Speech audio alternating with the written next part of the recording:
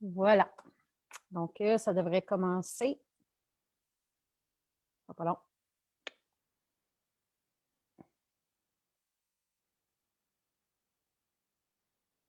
Mes questions sont là.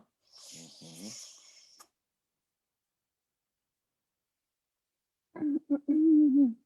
pas très long. Parfait. On est là. Excellent. On arrive. Voilà. Donc, je vais quitter Facebook pour me concentrer sur mon entrevue. Parfait. Bon, eh bien, bonjour tout le monde. Bonjour, merci d'être sur l'entrevue avec Bouga Sanogo, Boudari Sanogo, en fait. Dans le cadre des entrevues Racines africaines. Racines africaines, c'est quoi? Comme vous le savez, peut-être moi, je travaille sur un projet qui s'appelle Au cœur de l'Afrique. Au cœur de l'Afrique, c'est quoi? C'est un projet qui vise à permettre à des enfants de boire de l'eau grâce à une gourde qui permet de filtrer l'eau d'une rivière, d'un lac. Et dès qu'on la boit, l'eau est déjà potable, en fait, de qualité.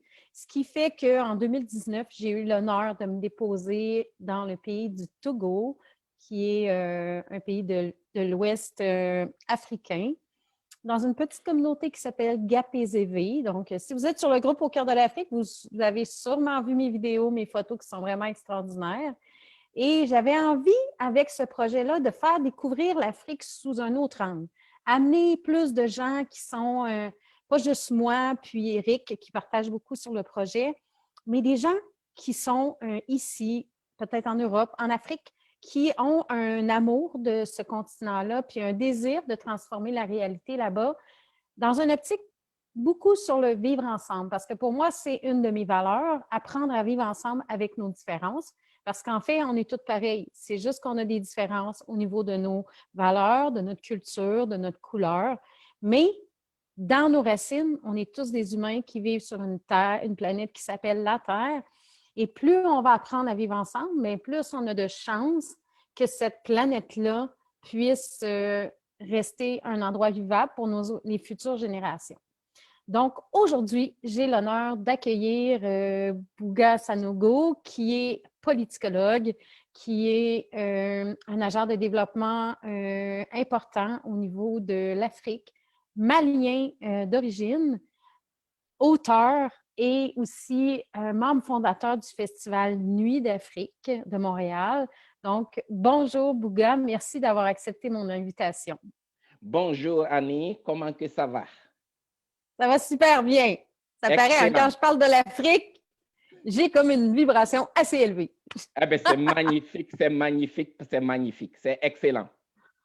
Je pense que dans le fond, la vibration que je porte, parce que les gens me disent, Annie, qu'est-ce qui fait que tu es aussi énergisée, puis aussi lumineuse, puis rayonnante depuis que tu travailles sur l'Afrique? C'est que je crois que c'est vraiment la vibration du continent africain, la Terre, le berceau de l'humanité qui fait que j'ai comme intégré, moi j'ai vraiment l'impression d'être une Africaine en fait. Je me suis toujours sentie différente, mais je suis sûre, je suis une Africaine, c'est juste que ça ne paraît pas sur la couleur de ma peau, mais sinon je suis une Africaine. Dans mon cœur, je suis une Africaine. Tout à fait. Il y a des travaux qui ont été faits là-dessus par le professeur Cheikh Anta Diop du Sénégal, qui démontre par A plus B que la totalité des individus de la planète Terre viennent d'Afrique. Avant ce qu'on appelle la dérive des continents, parce que ce qui s'est passé avec la dérive des continents, c'est là où il y a eu la séparation. Mais avant la dérive des continents, ben, on était sur la même boule de terre, et c'était en Afrique, le berceau de l'humanité. Wow. D'ailleurs, il y a un philosophe français très connu qui s'appelle Michel Onfray, qui a écrit un extraordinaire bouquin sur la décadence de la civilisation en Occident. C'est un livre formidable de Michel Onfray. Et la télévision francophone TV5 a organisé un débat autour de la thématique de Michel Onfray sur la décadence de la civilisation en Occident. Ils ont appelé des savants pour leur questionner sur qu'est-ce qu'il faut faire pour que cette décadence ne soit pas trop brutale pour l'Occident. Et un des savants, qui s'appelle Jacques Attali, qui a été conseiller de plusieurs chefs d'État français, a donné la réponse suivante. Si vous voulez que la décadence de l'Occident soit moins brutale pour l'Occident, ben, allez-y piger dans la culture africaine. C'est le berceau de l'humanité. Allez-y voir les chants, les danses que font les Africains. Parce qu'à travers les chants et les danses, on peut régler tous les problèmes. Moi, je rajouterais, à travers l'amour, ce que j'appelle le fil d'Ariane. Parce que le fil d'Ariane, c'est le fil conducteur de la vie. Je ne sais pas si vous connaissez le mythe d'Ariane. Oui, je connais. Mais voilà. Oui, je connais bien. Donc, le fil d'Ariane, pour moi, c'est le fil conducteur de la vie. Et c'est cette vie-là, cet amour-là, qui nous réunit ensemble, qui fait que nous vibrons à l'unisson. Qui fait que dès que vous parlez de l'Afrique, il y a cette vibration qui est là. Parce que l'Afrique fait vibrer. L'Afrique fait danser. L'Afrique fait chanter. L'Afrique donne la joie de vivre. Voilà tout. Et tellement. Puis c'est vraiment particulier, hein, parce que moi, je suis quelqu'un qui n'a jamais manqué de rien dans ma vie, mais je n'étais pas toujours dans la gratitude. Quand je suis allée en Afrique, j'ai pris conscience comment j'étais choyée, mais comment que à l'intérieur de moi, j'étais souvent dans cette joie de vivre-là, mais que je n'étais pas capable de la transposer dans ma vie. Je ne savais pas comment, mais probablement parce que je n'avais pas déposé mon cœur en Afrique. Je n'étais pas allée me baigner dans la culture, puis aussi dans toute cette énergie. Moi, je travaille entre autres en énergie, puis c'est une des choses que j'ai remarquées en Afrique, c'est comme on arrive là, on se dépose les pieds sur la terre, c'est comme notre vibration augmente tellement, puis je pense que c'est ce qui fait que vous êtes aussi résilient, puis je dirais pas combatif, parce qu'un combat, il y a tout le temps un perdant, mais vous êtes vraiment des gens qui sont gagnants. Et la vie, particulièrement depuis que j'ai choisi d'accepter que j'étais une Africaine, bien, la vie m'a amenée, et je ne choisis pas nécessairement, mais m'amène toujours des personnes qui, même si on ne se connaît pas, on a un fil conducteur qui est vraiment incroyable. Le fil d'Ariane, j'ai toujours dit, on est tous reliés un à un, on est tous reliés, et on fait toute la partie de la même chaîne. Il faut juste l'accepter. Puis c'est ça qui fait qu'on est capable de vivre ensemble. Exactement, c'est en plein ça. C'est en plein ça. C'est-à-dire qu'il y a quelque chose qui existe dans ce qu'on appelle la cosmogonie Bamana. La cosmogonie Bamana, c'est une façon de vivre chez nous au Mali depuis que c'était la période des grands empires. Parce que pendant la période des grands empires, ils avaient une seule préoccupation. Il n'y en avait pas deux, il n'y en avait pas trois, il y en avait une. C'était comment faire pour que le vivre ensemble soit le plus harmonieux possible. Car même la langue et les dents qui sont amenés à cohabiter ensemble pendant l'espace de toute une vie, ça arrive qu'ils se chicanent. Mais en cas de chicane, qu'est-ce qu'on fait? C'est ça, la réponse qui a été donnée dans l'Afrique des grands empires à travers une charte qui s'appelle la charte de Kouroukanfouga, qui est d'ailleurs classée par l'UNESCO comme la première institution des droits et libertés de l'humanité depuis le XIIe siècle, bien avant la Déclaration universelle des droits de l'homme. Au contraire, la Déclaration universelle des droits de l'homme s'est inspirée de cette charte-là. Et cette charte, elle dit quoi? Elle ne fait que expliquer la symbiose et l'harmonie pour le vivre ensemble. Parce que s'il y a quelque chose qui est fondamental pour l'humain, c'est ton prochain.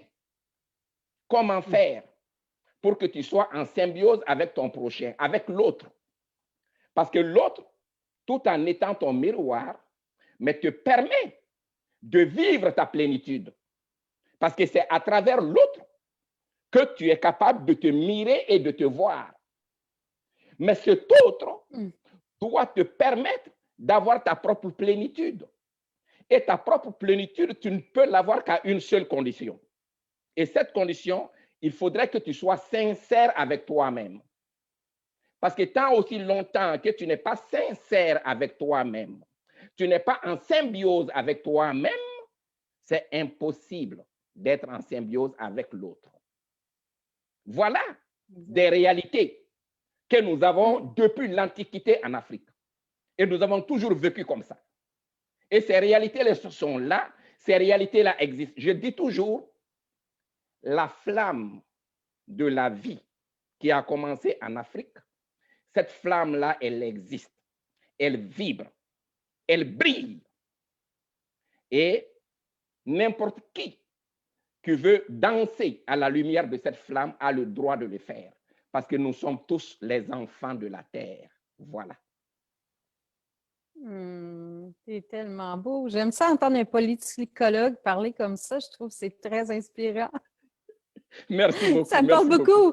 Ça me parle beaucoup parce Merci. que c'est une des choses que je dis aux gens. Moi, je travaille avec les gens en actualisation de soi. L'actualisation de soi, c'est d'être capable d'aller nettoyer nos blessures, nos croyances limitantes qui font qu'on n'est pas capable d'avancer. Puis souvent, c'est relié à l'amour de soi. Les gens, ils essayent d'être dans des relations, mais ils ne sont même pas dans une saine relation avec eux-mêmes. Comment faire pour être en bonne relation avec les autres? Puis j'ai vécu ça. Moi, j'étais toujours dans une confrontation avec ce que j'étais, puis avec accepter que je suis différente. Que pour moi, c'est ça, mes racines, même si je vis au Québec, mes racines sont en Afrique. Je suis passionnée par ça. J'ai besoin de ça pour vivre, pour vibrer, parce que j'ai un désir de pas changer, mais d'améliorer la vie des enfants là-bas. Et c'est le jour où j'ai choisi d'accepter ça que j'ai appris à m'aimer, puis que là, je considère encore une meilleure personne aussi pour les autres, puis être capable de partager ce besoin d'accepter les différences, de vivre ensemble. C'est magnifique. Dans la cosmogonie Bamana, on appelle ça « tu as trouvé ta raison d'être ». Ça veut dire quoi? Ça veut dire que si nous sommes 8 milliards d'individus sur la planète Terre, ça veut dire que chacun de ces 8 milliards-là a une seule raison d'être. Et le jour que tu vas rencontrer ta raison d'être, personne n'a besoin de te dire autre chose. Toi-même, tu vas te sentir connecté à l'universel. Tu sais que c'est pour cette raison que tu es là. Et à partir de ce jour, à partir de cette connexion, rien au monde ne peut te faire reculer. Tu ne peux qu'avancer. Ça ne veut pas dire que tu n'auras pas de problème. Ça ne veut pas dire que tu n'auras pas d'obstacles. Tu vas en avoir plein. Mais rien sur la planète ne peut t'arrêter. Tu vas y aller jusqu'au bout de ton rêve. Parce que tu as rencontré ta raison d'être. Tu as donné ta main dans la main de l'univers. Et c'est l'univers qui ouvre le grand boulevard pour toi, pour que tu chemines comme une princesse. Voilà ma reine. Voilà le boulevard qui est ouvert devant toi. Une des choses qui me rend tellement amoureuse, j'oserais dire amoureuse des Africains, parce que c'est vraiment africain, africaine, j'ai aussi des Africaines dans ma vie, c'est toute cette sagesse des enseignements ancestraux que vous avez, toute cette sagesse de vivre aujourd'hui en considérant sans la crainte de demain, comment vous êtes, c'est ça, dans le moment présent, dans la pleine conscience, alors qu'on essaie d'enseigner ça partout, la pleine conscience. On devrait juste enseigner, allez en Afrique, allez vous imprégner de la culture, vous allez voir c'est quoi, être dans la pleine conscience, c'est juste ça, c'est tellement simple. À partir du moment où on va se déposer, puis qu'on est comme, c'est ça la vie. Ben, c'est être, respirer, aimer. Hein? C'est être, respirer, aimer. Je vais vous expliquer deux choses. La première des choses que je vais vous expliquer, c'est une publicité d'une grosse compagnie qui s'appelle Benetton. Je pense que c'est une compagnie italienne ou française, je ne sais pas trop. Mais il y a deux enfants noirs, africains, qui ont faim. Mais malgré la faim, ils sourient quand même à la vie. C'est une de leurs slogans.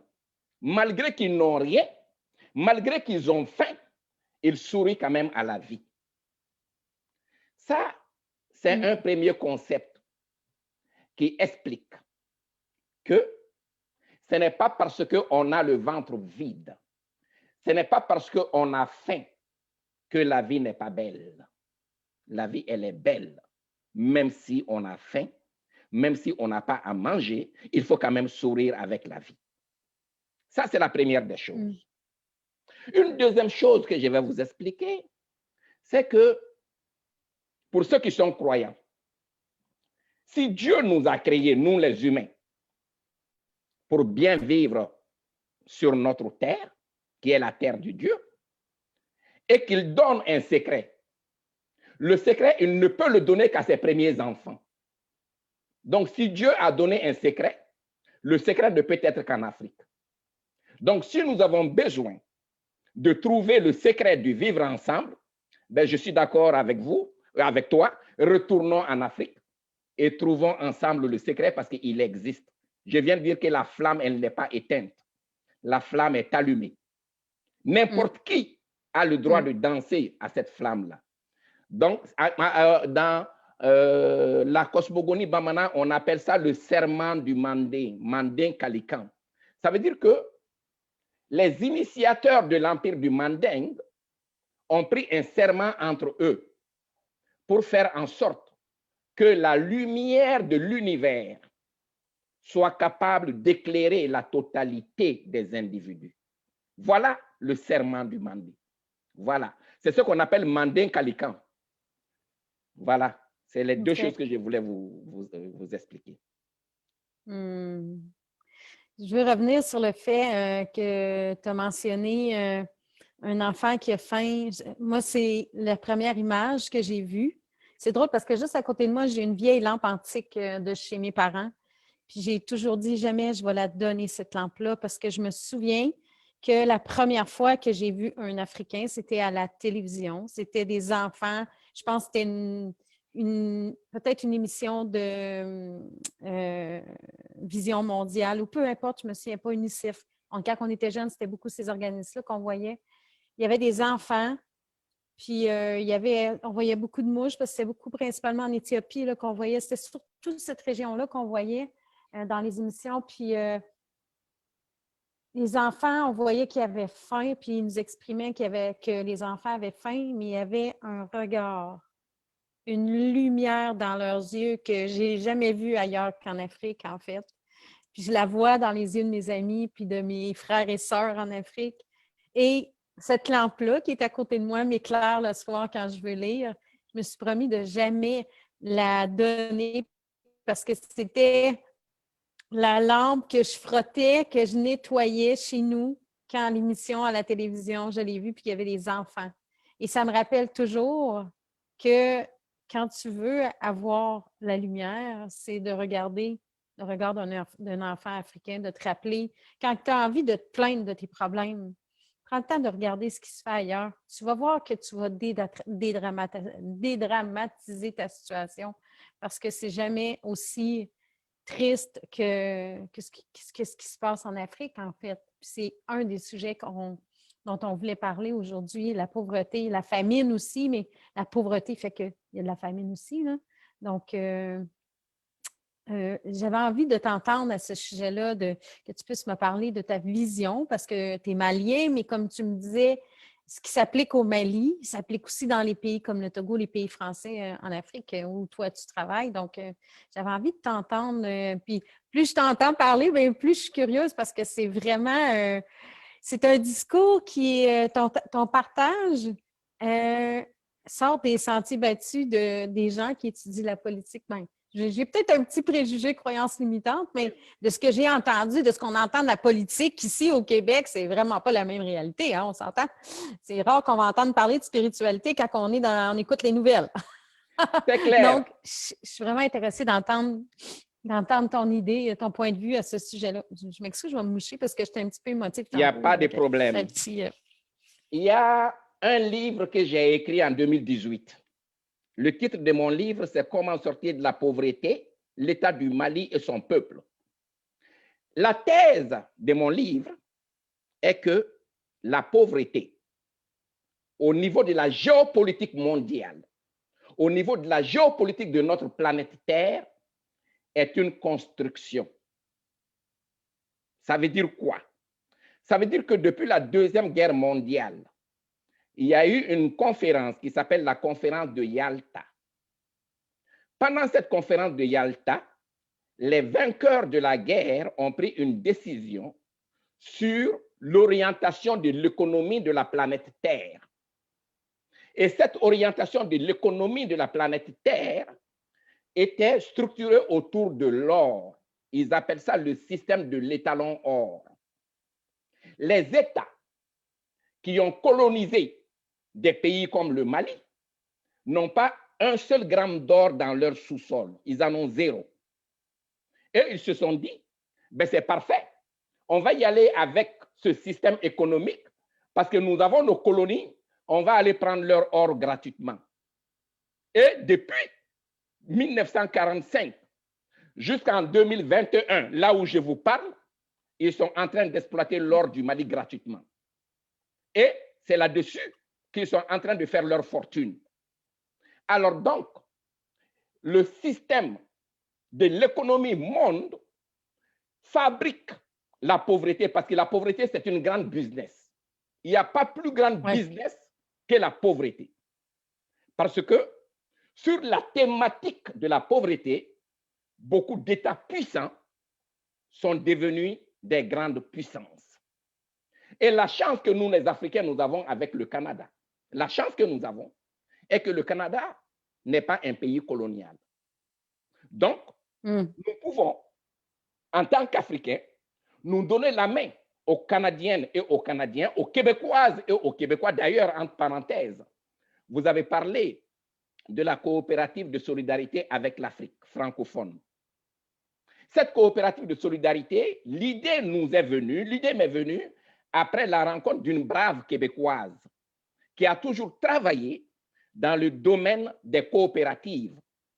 Elle a créé elle-même sa propre coopérative là où elle vit actuellement et elle a dirigé plusieurs entreprises coopératives ici dans la province du Québec. C'est lors de la rencontre avec cette brave dame-là que j'ai eu l'idée de lancer le projet coopérative de solidarité avec l'Afrique francophone. Voilà d'où est venue l'idée. L'idée, c'est de faire un pont entre la culture québécoise et la culture africaine.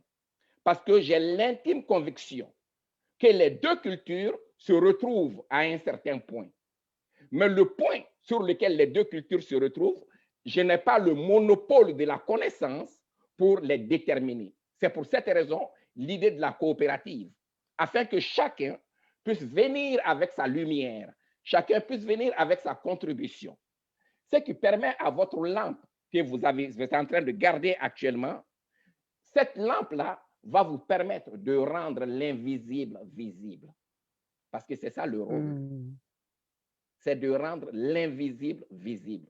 Donc, le pont que nous allons créer entre le Québec et l'Afrique, c'est ça. C'est de rendre l'invisible visible.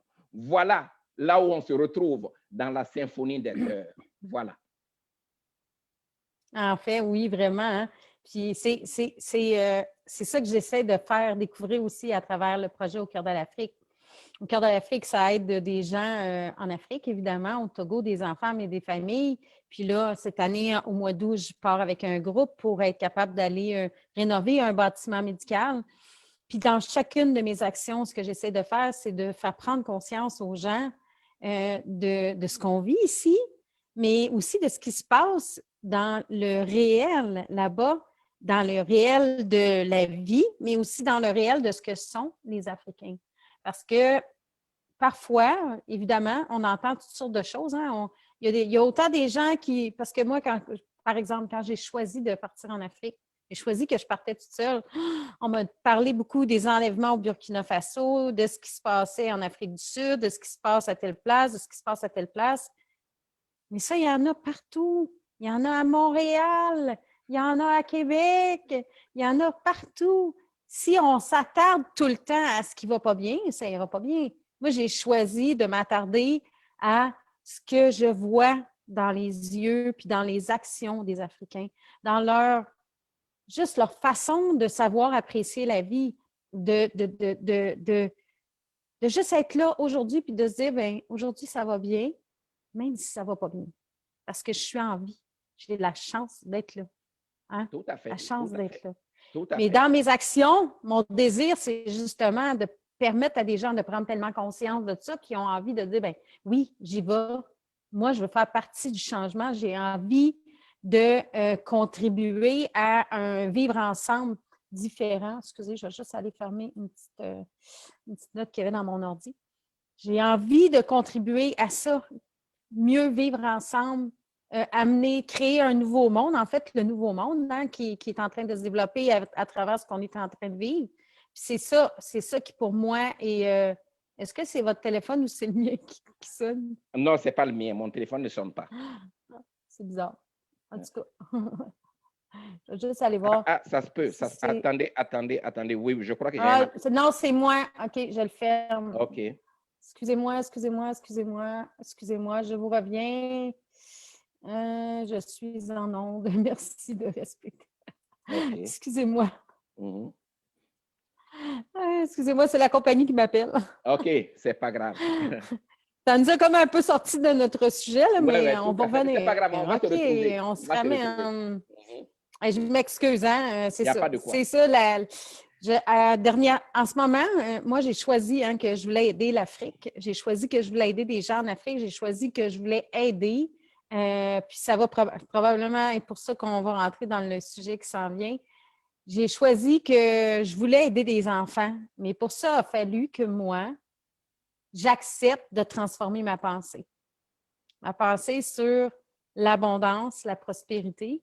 Et là, actuellement, j'ai beaucoup de flots de messages qui rentrent, fait que je m'excuse si jamais il y a d'autres messages, parce que j'ai attiré cette prospérité-là pour être capable d'aller aider des gens là-bas, puis d'aider des gens que j'aime, puis que j'ai envie de propulser à travers leur vie.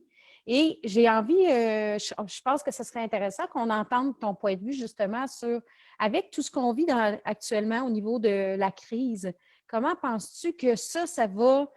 parce qu'on voit que les gens se transforment au niveau de la relation, entre autres, avec l'argent, la relation avec être ici maintenant dans sa propre mission de vie. Ça, c'est des grandes transformations que je vois, moi, entre autres, dans mes séances. Mais là-bas, en Afrique, comment penses-tu que ça va se matérialiser, cette transformation du nouveau monde? C'est intéressant parce que, encore une fois, ma référence est toujours l'Afrique, dans la cosmogonie Bamana. Il y a un concept qui est le concept des 4 éléments. Ça commence par la situation 100% endormie et ça se termine par la situation 100% éveillée. Entre les 2 éléments, 100% endormi et 100% éveillé, il y a 2 autres éléments qui est la période d'apprentissage et l'autre élément, le 3e élément, c'est la période de préconscientisation. Parce que quelqu'un qui est entièrement endormi n'a pas le choix que de se réveiller. Donc, quand tu te réveilles, comment tu te réveilles? C'est avec l'apprentissage. Tu apprends auprès des autres, tu apprends auprès de la nature. Et au moment où tu apprends, tu arrives à un autre état, qui est l'état d'éveil. Tu commences à être éveillé. Et plus tu deviens éveillé, plus tu deviens conscient de toi-même. Donc, en intégrant cet état d'éveil et l'état de conscientisation avec soi-même, t'amène à un autre niveau, qui est le niveau de ce que j'appelle pré-pleine conscience. Tu n'es pas encore dans la pleine conscience, mais tu es dans la pré-pleine conscience. Et normalement, selon les calculs, machin, en tout cas, je ne vais pas rentrer dans tous ces détails, à partir de 60 ans, tu rentres dans la pleine conscience et c'est là que tu donnes le meilleur de toi-même. Dans ce qu'on appelle l'économie du partage, c'est l'économie de la connaissance. L'économie par le partage. Parce qu'à partir de ce moment, une fois que tu connais toutes ces choses-là, tu ne peux que les donner. Et une fois que tu rentres dans cette énergie, dans ce vortex d'abondance, de partage et de don, c'est l'univers qui conspire pour pouvoir te donner les moyens d'être dans l'abondance. Donc, la structure que tu as créée au cœur de l'Afrique, qui a pour objectif d'aller aider les enfants en Afrique, selon moi, est dans cette logique-là. Et c'est pour cette raison que le projet m'interpelle personnellement. Parce que j'ai personnellement envie de m'impliquer dans ton projet pour voir qu'est-ce qu'on peut faire de plus. Alors, c'est ça un peu, c'est l'une des raisons d'ailleurs qui a fait que, bon, on est en contact aujourd'hui. Alors, c'est un peu ça. Ouais. C'est de faire en sorte, comme le dit une autre auteure canadienne, québécoise que j'aime beaucoup, Madame Diane Gagnon, qui a écrit un texte formidablement intéressant sur ce qu'elle appelle le tuyau de l'abondance.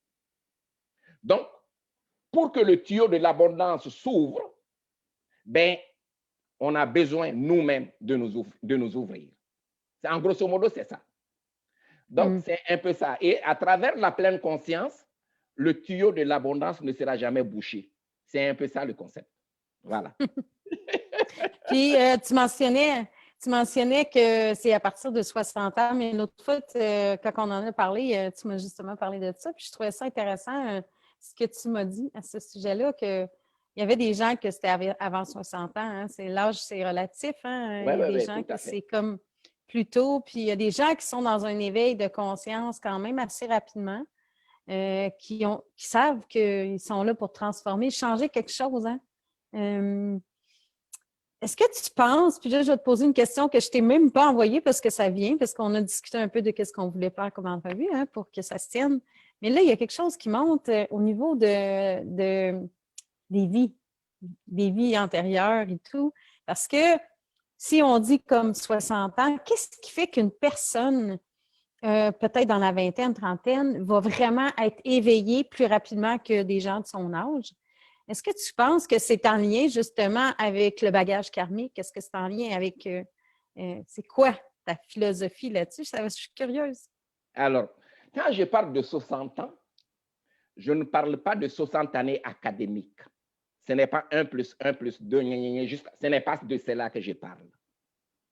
Je parle de l'année de vie qu'on ne peut pas matériellement compter. Il y a quelque chose en Afrique, généralement, dans l'Afrique, pas dans l'Afrique d'aujourd'hui, mais dans l'Afrique où il y avait la charte de Kouroukanfra, dans l'Afrique où le proverbe dont je viens de te dire par rapport au vivre ensemble, ces proverbes-là ont été créés, l'âge n'avait aucune importance. Encore tout récemment, nos parents en nous ne connaissaient pas leur âge. Tu prenais l'extrait de naissance de ma maman, par exemple, ou de mon papa, il n'y avait pas de jour de marqué dessus. Il n'y avait pas de mois de marqué dessus. C'était marqué né vers telle année, parce qu'on ne sait pas. Et ça ne les intéressait pas du tout. Parce que pour eux, ça n'a aucune espèce d'importance. Okay. Ah. Donc, quand je parle de 60 ans, je parle d'une période. Parce qu'en Afrique, il y a quelque chose qui est enseigné depuis à l'âge de ce qu'on appelle la 7e pluie, parce que les choses étaient considérées comme ça. Un enfant qui vient au monde, chaque année, il y a la saison de pluie. La 7e saison de pluie, il y a une période d'initiation. 14e saison de pluie, il y a une période d'initiation. Ainsi, chaque 7 ans, chaque 7 pluies, il y a une période d'initiation. Et rendu au niveau de 60, c'était le moment pour que tout ce que l'homme ou la femme a reçu, de retourner ça à la nature. Parce qu'on te donnait, on t'initiait, on te donnait les informations pour que tu sois capable d'offrir le meilleur de toi-même. C'est par rapport à cela que je parle de 60. Voilà la raison. Alors, pour répondre directement à la question par rapport aux vies antérieures, en Afrique, la mort et la vie font partie d'une seule et même chose qui s'appelle la vie. Je m'explique. C'est-à-dire que oui. Si Dieu, pour les croyants, ou pour les non-croyants, l'univers nous a créés. Nous sommes venus sur notre terre pour manifester notre raison d'être. C'est pour manifester notre raison d'être.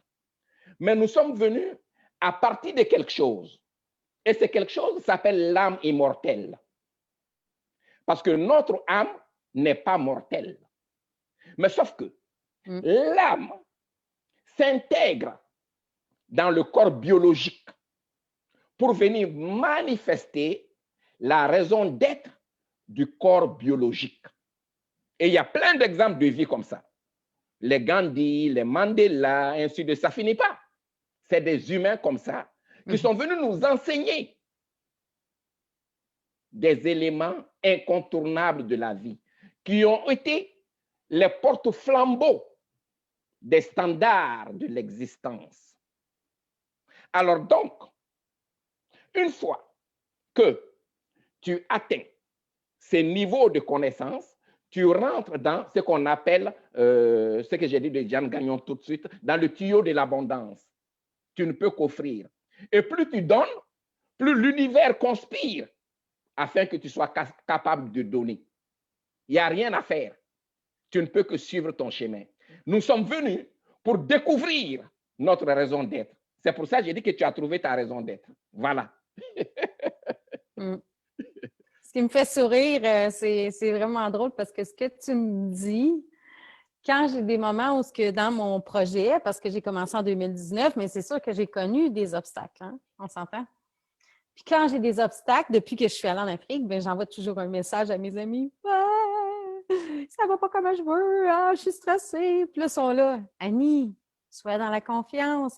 L'univers conspire, la nature conspire pour que ça se réalise parce que tu es dans le don de toi, puis tu es là pour l'amour universel. Je fais comme, ouais. Ah là, je me ramène. Je fais comme, oui, c'est vrai, c'est vrai. OK, on s'en reprend. On continue notre chemin, puis ça va bien aller. Tu sais. Mais c'est ça, c'est tellement. Moi, je suis une fan finie, là. Je suis comme. C'est la philosophie, toute cette philosophie de vie-là qui m'inspire tellement, à devenir une meilleure personne. Puis moi-même, je m'en rends compte comment ça me transforme au quotidien, comment les gens me disent « Hey, mais tu travailles donc bien. » Hein? Je travaille? Non. Je m'amuse. Je m'amuse dans ce que je fais.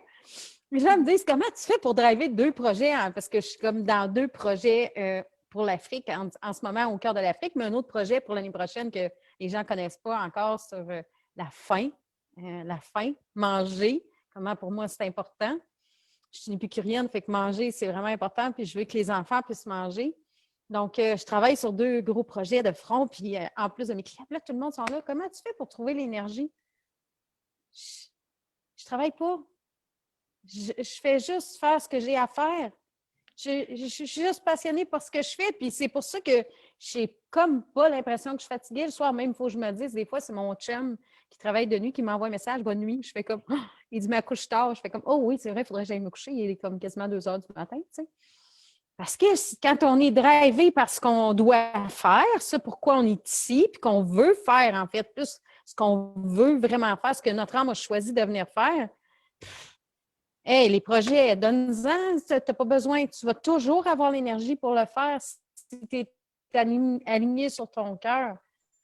Nous avons c'est comme... Nous avons tout est possible. Oui, tout à fait. Nous avons un proverbe qui dit que si un chameau tombe dans un puits et qu'on fait des efforts pour sortir la tête, c'est à partir de là que la vraie job commence. Ça veut dire quoi? Ça veut dire que tu es parti de très loin parce que il fallait que tu sois capable de faire sortir le chameau qui était dans le puits. Donc, tes efforts ont permis à la tête du chameau d'être dehors. À partir du moment que la tête est à l'extérieur, le chameau a la possibilité de respirer l'oxygène. Le chameau ne va plus mourir. Alors, tout le travail que tu dois faire maintenant, c'est de travailler pour faire sortir tout le restant du corps du chameau qui se trouve dans le puits. C'est ça la job que tu as à faire. Et c'est sur cette job-là que nous autres, Africains, nous sommes disposés à t'accompagner. Voilà en grosso modo. Ah, je suis tellement heureuse. Voilà. Je me rends compte comment que quand on demande, hein, la force de la demande, quand on demande vraiment, puis qu'on fait confiance, qu'on lance ça dans... Les gens, des fois, ils disent mais oui, mais je demande, puis je ne reçois pas. Oui, mais si tu demandes non-stop à tous les jours, c'est parce que tu ne crois pas que ça va venir. Fais ta demande, puis fais ce que tu as à faire, va-t'en sur ton chemin. Fais confiance, la vie est là pour ça. Elle va t'amener les bonnes personnes. Puis je le vois comment que vous êtes déterminés justement à aider dans ce projet-là, puis dans tout ce qui s'en vient au cœur de l'Afrique et la suite. Là. Merci, c'est vraiment beau. C'est ça. J'ai envie de revenir sur quelque chose, puis je ne veux vraiment pas perdre l'idée parce que ça me revient comme la pauvreté me revient toujours en arrière. Quand je suis arrivée, on le sait comment que. On le sait quand on en a entendu parler depuis qu'on est jeune, la pauvreté. Puis quand je suis arrivée en Afrique, puis que la première promenade que j'ai faite avec mon guide, Abel, on était sur le chemin, puis on marchait. Et là, j'ai constaté les signes dans la rue.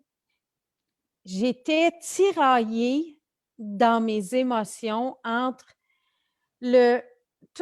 comme l'énergie divine qui m'emballait, qui venait me dire tu es au bon endroit, c'est juste comme tellement beau, cette réalité de juste, de pas de matériel, tu sais, de juste être vivant et tout ce que je voyais comme ça, signe de pauvreté. Puis tantôt, tu en as parlé, tu sais, c'est beaucoup lié à tout ce qui est colonisation, puis on le sait, hein, on ne s'en cachera pas. Mais comment on peut faire aujourd'hui? Quelqu'un qui dit, moi, là, je veux changer ça. Je veux contribuer à changer ça. Qu'est-ce qu'on peut faire concrètement aujourd'hui en considérant la réalité du nouveau monde? Il y a beaucoup de gens qui se sont arrêtés avec le COVID, puis il y a des gens qui c'est vraiment comme on ne peut pas faire autrement. Moi, je considère que moi, personnellement, ça m'a permis de concrétiser encore plus de choses. Mais les gens qui ont envie de dire aujourd'hui, là, moi, j'ai envie là, de vraiment faire quelque chose, un geste qui va se pérenniser puis qui va avoir un impact véritable, qu'est-ce que tu dirais que ce serait, toi? Alors, je dirais que d'abord, il y a certaines choses à comprendre. Parce que l'univers nous envoie toujours des signes.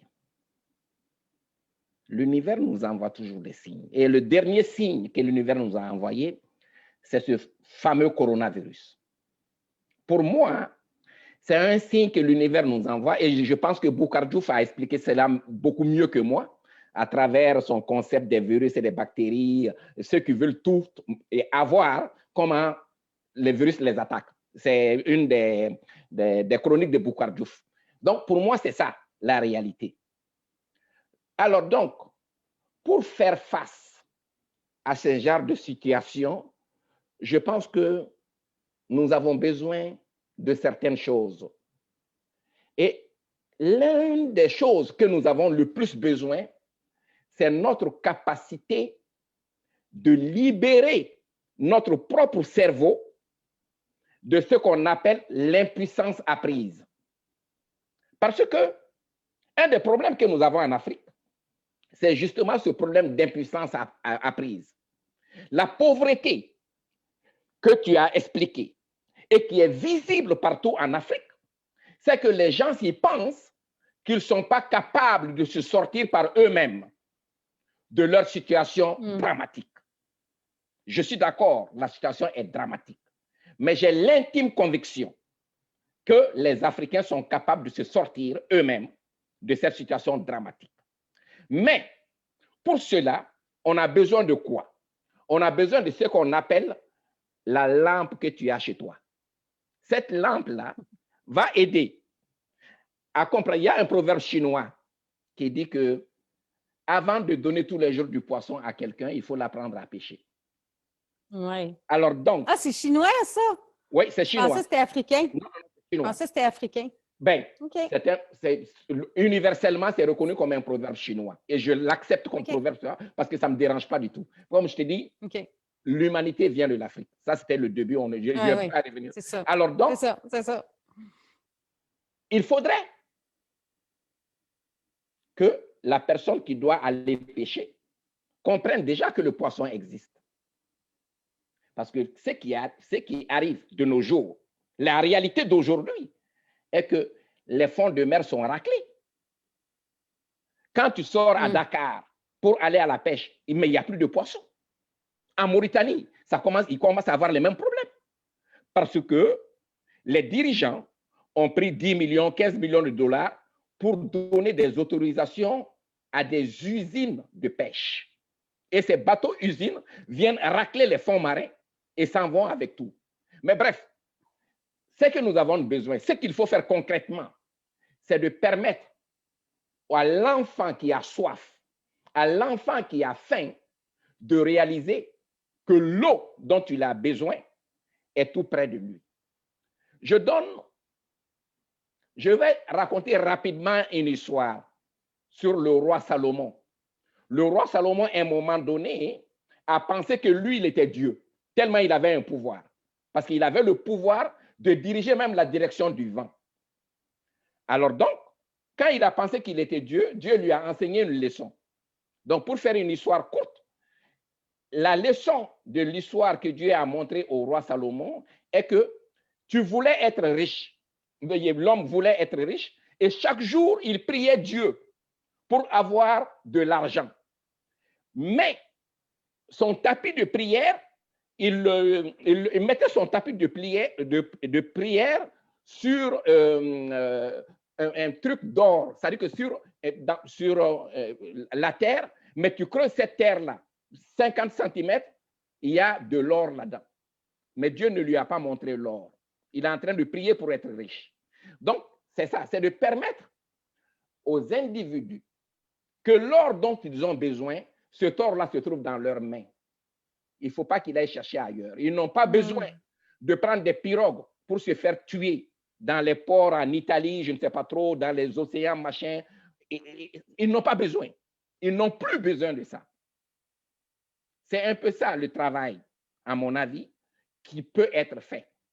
Parce que j'ai l'intime conviction qu'ils ont la solution. Mais le problème, ils ne réalisent pas, à cause de l'impuissance apprise, que cette solution-là, ils l'ont. Donc, c'est de leur expliquer.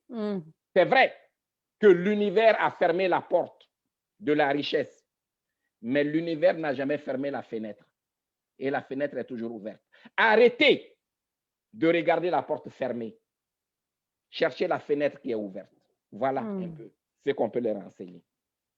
Et ce projet-là, à travers le projet de la coopérative de solidarité, que nous allons aussi faire ce travail. Parce qu'au Québec, ici, nous avons une chance extraordinaire avec ce que j'appelle la révolution tranquille. Elle nous a enseigné plein de choses. Et nous avons besoin de partager cette expertise-là aussi avec des pays d'Afrique francophone. En grosso modo, c'est tout ça qui vont ensemble. C'est tellement une belle entrevue. Ça me parle beaucoup, beaucoup, beaucoup parce que je travaille vraiment avec des amis à leur faire prendre conscience de leur potentiel au Togo, de transformer leur vie. Par la pensée justement face à l'abondance, parce qu'ils ont une sagesse puis une résilience vraiment incroyable. Mais parfois, ils n'ont pas nécessairement la conscience qu'ils ont tout ce pouvoir-là. Et dans les actions qu'on est en train de poser ensemble, ils en prennent conscience que, wow, l'abondance commence à arriver dans ma vie de plus en plus. Parce que j'accepte aussi qu'elle est là. J'accepte qu'elle est... L'abondance, ce n'est pas juste au-dessus de la tête de quelqu'un. L'abondance, c'est partout. Hein? Comme tu dis, l'abondance, c'est partout. Il s'agit juste de savoir la reconnaître puis de dire, elle est pour moi aussi. Il faut juste que je me mette en action. C'est une des choses que je pense. Hein. Tu dis, il faut apprendre à pêcher. La personne qui choisit qu'on va y amener à manger, elle reste là. Et la personne qui choisit, puis moi, j'adore la pêche, fait que je sais c'est quoi, là. Et si je ne vais pas à la pêche, je n'aurai pas de poisson sur ma table. Mais je peux aller à la pêche, puis ça peut arriver que des fois, je ne pêche pas de poisson. Exactement. Mais je continue à aller à la pêche. Parce que je sais que le poisson va arriver un jour. Exactement. Et c'est la même chose, je crois, pour l'abondance et la prospérité, c'est de continuer à poser des actions puis de dire, bien, ça va arriver. C'est juste qu'il faut que j'aie confiance, que j'aie la foi, que la vie en même temps, il y a quelque chose qui vient de monter, puis la vie s'aligne avec nos pensées, parce que tu sais, tu parlais de la puissance de l'impuissance. L'impuissance, la puissance de l'impuissance, en fait. On est nos pensées. Hein? Si dans notre pensée, on est pauvre, on va rester pauvre. Tout à fait. Si dans notre pensée, on est déjà dans l'abondance va venir. Exactement. Si dans nos pensées, on est une mauvaise personne puis on ne mérite rien, on n'aura rien. Si dans notre pensée, on sait qu'on mérite le meilleur, bien, les bonnes personnes vont venir comme toi ce matin qui est une entrevue incroyable. Vraiment, vraiment, c'est... Je te remercie, Bouga. C'est tellement une entrevue. Quand on s'est rencontrés, hein, parce que c'est pour juste dire aux gens comment Bouga est venu sur mon chemin. Moi, quand j'ai choisi de commencer les entrevues, je cherchais comment faire pour trouver les bonnes personnes. Puis je suis croyante, très croyante. Je prie tous les jours. Je dois prier au moins 150 fois par jour. Merci, mon Dieu, de m'apporter les bonnes personnes dans ma vie. Merci, mon Dieu. Puis, j'ai demandé, je veux être entourée des plus belles personnes qui vont me transmettre, parce que j'ai des tonnes de belles personnes, mais ce n'est pas tout le monde qui est à l'aise de transmettre un message qui va être aligné avec ma pensée, puis qui va aussi m'amener à agrandir, à avoir plus d'ouverture face à ce que je dois apprendre moi-même, d'abord, parce que si je le fais, c'est aussi pour moi.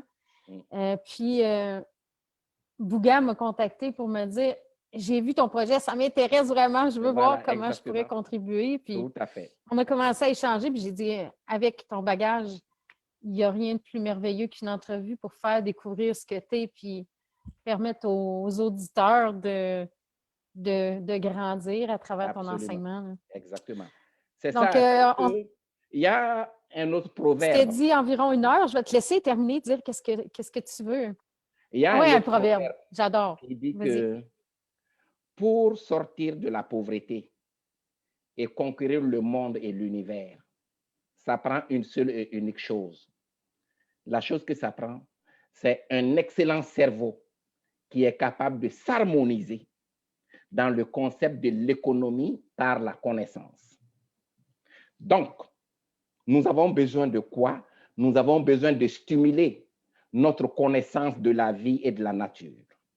Et pour stimuler notre connaissance de la vie et de la nature, ça prend une seule chose, c'est le connaître toi-même.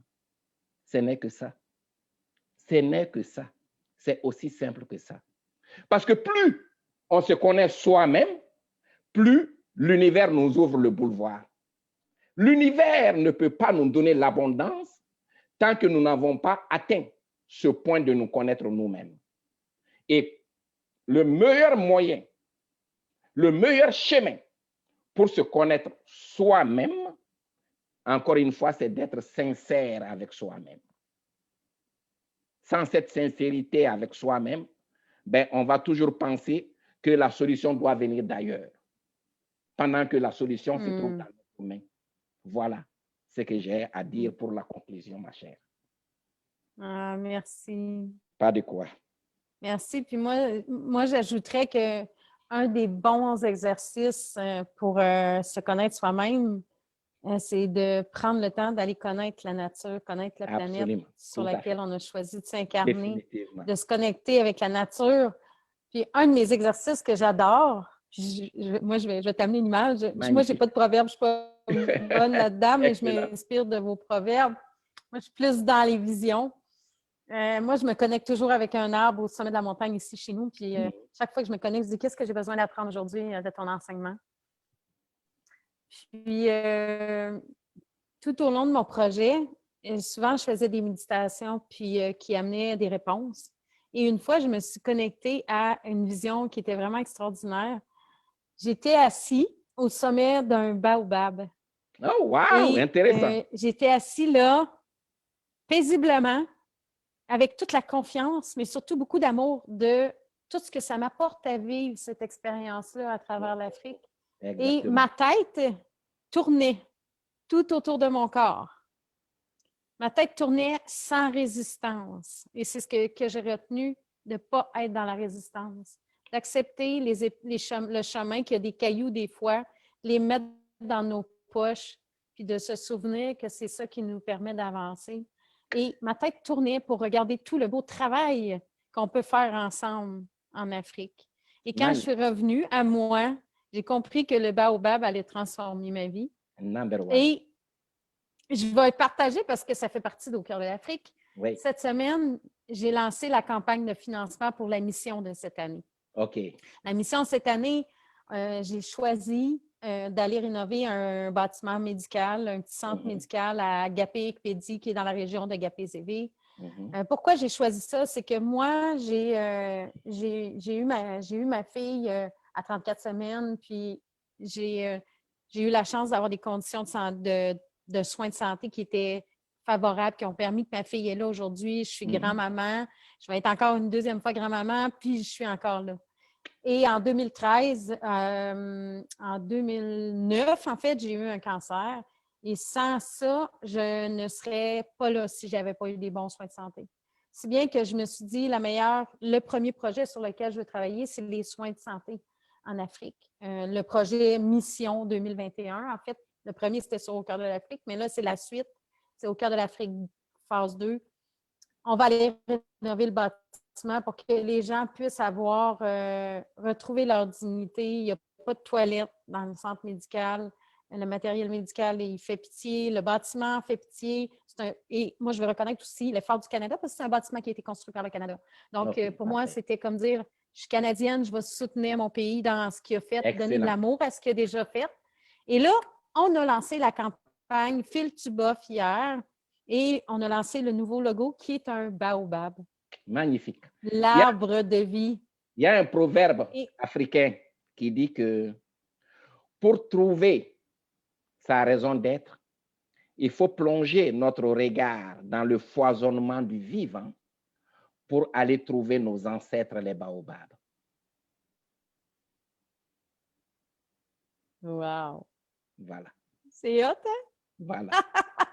Voilà. Voilà. Parce que les baobabs... ça me parle encore plus! Les baobabs, ce sont nos ancêtres. Mais sauf qu'il faut le savoir. Oui, je sais. Et ça fait partie de ce que j'appelle l'économie de la connaissance. Parce qu'il faut le connaître. Si tu ne le connais pas, tu ne peux pas le savoir. Mais la connaissance existe.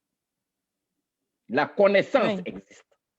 Dans le la baobab. lumière, la flamme de la connaissance existe. Les baobabs existent. Nos ancêtres sont là. Ils sont là avec nous. Ils vivent avec nous. On leur doit respect. On leur doit respect. On leur doit révérence. On n'a pas besoin d'aller racler les fonds de mer pour être riche. On n'en a pas besoin. Il faudrait qu'on trouve d'autres façons. C'est la raison, selon moi. C'est la leçon que nous pouvons tirer de cette période de pandémie, de ce coronavirus-là, à travers ce qu'a écrit Boucar Diouf. Je pense que c'est ça, un peu ça. Le tout se tient. Le tout se tient.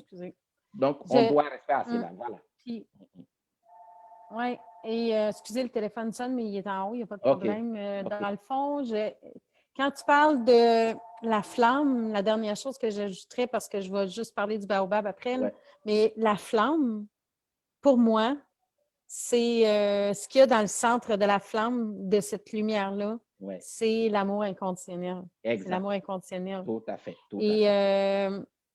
C'est pour ça que j'ai choisi de mettre le baobab sur le nouvel outil promotionnel pour aider à soutenir la cause, parce que c'est tous des bénévoles qui viennent avec nous. Ils donnent leur temps, ils payent leur séjour. Donc, c'est important qu'on soit capable de récolter l'argent pour faire les travaux. Sinon, ils viennent là-bas, il n'y a pas de travaux. Puis, c'est eux qui vont vivre une déception, mais les gens là-bas aussi une déception. Moi aussi. Donc, les baobabs, pas les baobabs, mais les bofs avec le baobab sur le bof. Le bof, c'est un coltibulaire, en fait, pour ceux qui ne savent pas. Ils sont en vente sur le groupe Au cœur de l'Afrique, justement, 25 $. Puis tous les profits servent pour la rénovation. Donc, les vis, le plâtre, les briques, mais aussi le travail parce qu'on engage des Africains pour faire le travail. Nous, on est des helpers, mais on engage des gens de là-bas. Je veux donner du travail là-bas. Donc, c'est important que vous souteniez la cause. Ça va nous permettre vraiment de retourner nous déposer, permettre à des Québécois de vivre cette connaissance d'eux-mêmes, de se connecter avec leur essence divine, puis de ramener tout ce beau bagage africain-là ici. après leur séjour au mois d'août. Donc, merci. Merci, Bouga. En tout cas, s'il y a un dernier mot que je peux dire, c'est que nous, les Africains, nous avons une chance extraordinaire d'avoir découvert la culture du Québec. Et la culture au Québec peut être un tremplin sur lequel nous sommes capables de nous appuyer pour mieux faire face à l'avenir. Car ce qui est à venir est 1000 fois plus important que ce qui est passé. Donc, la culture québécoise, vivement son rayonnement à travers ce que j'appelle la francophonie mondiale. Vivement cette culture, vivement le rayonnement de cette culture-là. Voilà ce que j'ai à ajouter. Merci beaucoup. Merci, merci encore. Je ne sais pas qui sera le prochain invité. Je crois que ça va être une femme selon ce que mes sentis me disent, ce que mes guides spirituels me disent. Donc, prochaine, mais tu m'as parlé de Aminata. Pourquoi ne pas inviter Aminata? Et... ben, j'ai Aminata, mais j'ai une autre femme aussi, une Togolaise qui est en Europe. Mais ça va venir, Aminata va venir. Ben là, Aminata, tu ne le sais pas, mais tu es déjà une des prochaines invitées. Donc, ben voilà, pourquoi pas. Si vous avez puis, soit des racines africaines. Oui, tout à fait. Excellent. Si vous avez des racines africaines ou que vous êtes africain d'origine, mais ou africain comme moi d'origine et que vous faites quelque chose pour améliorer le vivre ensemble et que vous avez envie de le partager, je vous invite à m'envoyer un message en privé parce que moi, mon objectif, c'est de m'entourer de gens qui sont là pour partager un message pas d'espoir, de réalité qu'on est en train de transformer avec ce qu'on est en train de faire. Donc, envoyez-moi un message, on va prendre le temps de se rencontrer. Puis, je vais te laisser dire ce que tu avais à dire, Bouga. Non, c'est tout. Je pense que j'ai dit ce que j'avais à dire. C'est bon comme ça. C'est bon. J'ai simplement remercier tout le monde exactement. C'est ça, c'est remercier tout le monde. Et vous savez, en Afrique, on dit que la parole peut blesser. Donc, quand j'ai parlé aujourd'hui, l'intention, ce n'était de blesser personne. Mais si par inadvertance, mes paroles ont pu blesser quelqu'un, je m'en excuse, qu'il me pardonne. Voilà ce que j'ai à dire. Moi, je pense que tu vas avoir surtout aidé plein de belles personnes à prendre conscience de bien les choses, mais j'entends ton message. Et si vous avez écouté l'entrevue et que vous pensez à quelqu'un que vous dites « Oh, mon Dieu, que cette personne-là devrait entendre ce message-là », qu'elle n'est pas sur le groupe au cœur de l'Afrique, n'hésitez pas à l'inviter. C'est un groupe public pour conscientiser les gens à l'importance du vivre ensemble, à l'importance de la cause des enfants pour leur développement. Puis, vous pouvez les taguer en dessous de la vidéo une fois qu'ils sont invités, puis ça va nous faire plaisir de continuer à les inspirer. Donc, merci encore. Je te laisse aller. Puis, bonne fin de semaine tout le monde. C'est vendredi. Il fait super beau, puis on va en profiter. Merci beaucoup. Merci. Bonne journée. Merci. Au revoir. Bye bye. Ciao.